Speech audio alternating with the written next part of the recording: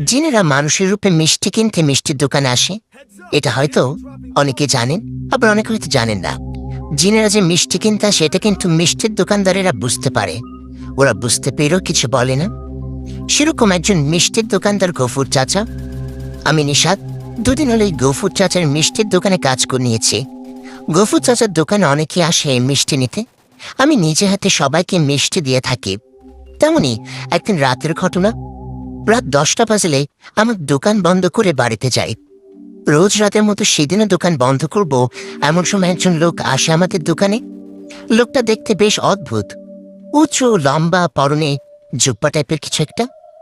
উনি এসে সালাম দিয়ে বললেন, এই যে ভাই, দোকান বন্ধ করছেন বুঝি? আমার কিছু মিষ্টি লাগতো।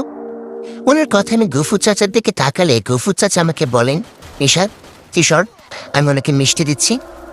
কথাটা বলে গফুর চাচা ওনাকে বলেন, ভাই বসুন, আমি মিষ্টি দিচ্ছি।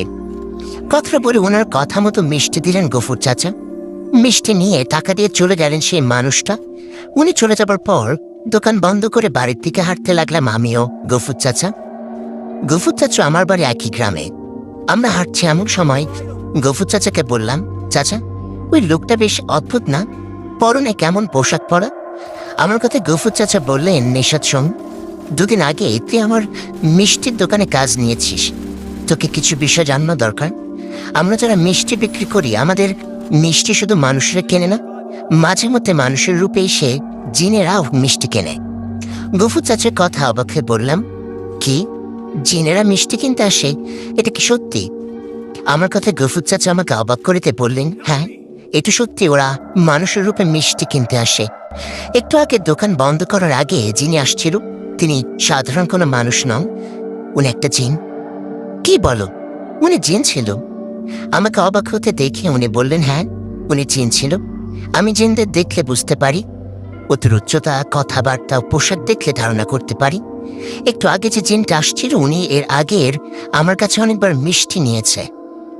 শুধু উনি না, ওনার মতো অনেকে আসি মিষ্টি কিনতে। আমি বিষয়টা বুঝতে পারি কিন্তু কখনো কিছু বলি না। ওনারা আমাকে কিছু করে না।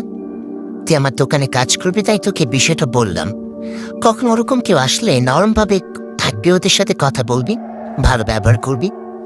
গফুর চাচার কথা একটু একটু ভয় করলেও ওনাকে বললাম, ঠিক আছে চাচা, তাই হবে। এই বলে দুজনে গল্প করতে করতে বাড়িতে চলে গেলাম। বাড়িতে যাবার পর মাকে রাখতে মা বললেন, আসছিস বাবা, যা হাত মুখ ধুয়ে নে, আমি খাবার দিচ্ছি। মায়ের কথায় আমি হাত মুখ ধুয়ে খাবার খেতে আসলাম।